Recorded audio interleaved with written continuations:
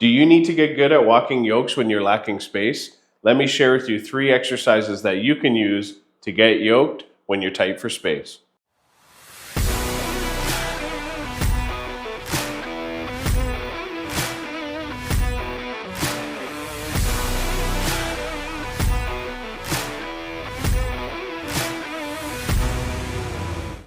Okay, so not everyone has the luxury of having a beautiful facility with yokes and nice long patches of turf for you to walk on. That's okay. You don't need it to still prepare your body to lift very heavy loads when you're walking yokes. Maybe you're like me and you train in a single car garage in very cold temperatures in the winter, and therefore you can't walk your yokes outside for risk of injury. You don't want to slip and fall, pull a muscle because your training is just going to take a hit from that, and obviously you'll have to build back up. So, not really a good option here in the winter in my situation. But also, you might find yourself sometime at a gym that's fortunate enough to have a yoke and have a nice space to walk in it. But when you want to walk your yokes, somebody's already there doing some other exercises, and you don't have time to wait. You just need to get to the work. The good news is that this has been my situation for many years, and it's forced me to come up with different ways to prepare my body for lifting and running with heavy yokes without actually having much space to move at all for, 5-6 months of the year. So the first exercise you can use, I call pick and holds. Essentially, you're just going to get under the yoke as if you were about to run with it, but you're just going to stand up and hold it in place. Now, the duration that you hold the yoke on your back for should be similar to the length of time that it would have taken you to complete whatever course that you're training for. So for example, if you're trying to train for yoke walks at 100 feet and you expect that you would have completed that in 22 seconds, then that's how long you're going to hold the yoke for multiple sets. The good news about this exercise is if you're in a gym that doesn't have a yoke, you can still get it done using barbells or other bars that are in the gym. Because essentially here we're just picking up a bar and standing with it. So what you can do is go to a squat rack. Ideally, if the gym has a cambered bar, you want to use that because it can get your arms into a position that's most like the yoke. But you can still do this with any barbell. Essentially, you're going to do the same thing, load the bar up, you're going to pick the bar up, and then hold it for the length of time that's desired. Okay, so exercise number 2, I call this one the pick and march. Essentially, what you're going to do is just like the first exercise, get under the yoke, as if you're about to pick it up and run with it, but instead you're going to pick it up and then march in place.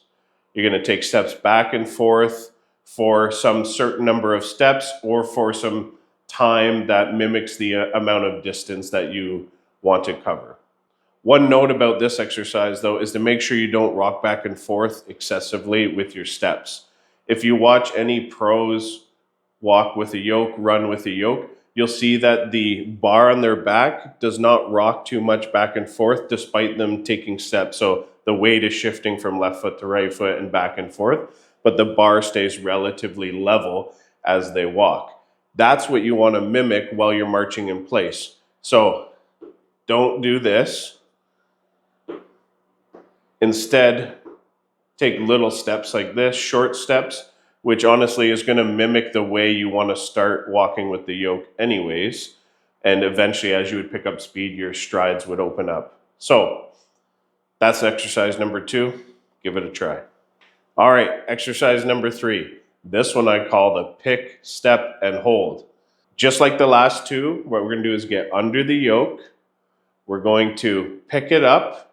We're going to take a number of steps. Could just be one step. We're going to stop, and then we're going to perform our hold at that location. What I like about this exercise is it helps you train that starting 1, 2, 3 steps that you're going to take when running with a yoke, but you don't need the full amount of space you'd need to actually perform the run.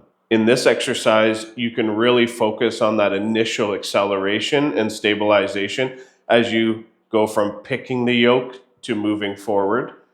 And then once you take 1, 2, 3, a short amount of steps, whatever your space allows, you're going to stop and hold it. The start of the hold is really difficult sometimes because you're going to stop. The yoke still has momentum, so it's going to swing for a few seconds, which forces you to stabilize it.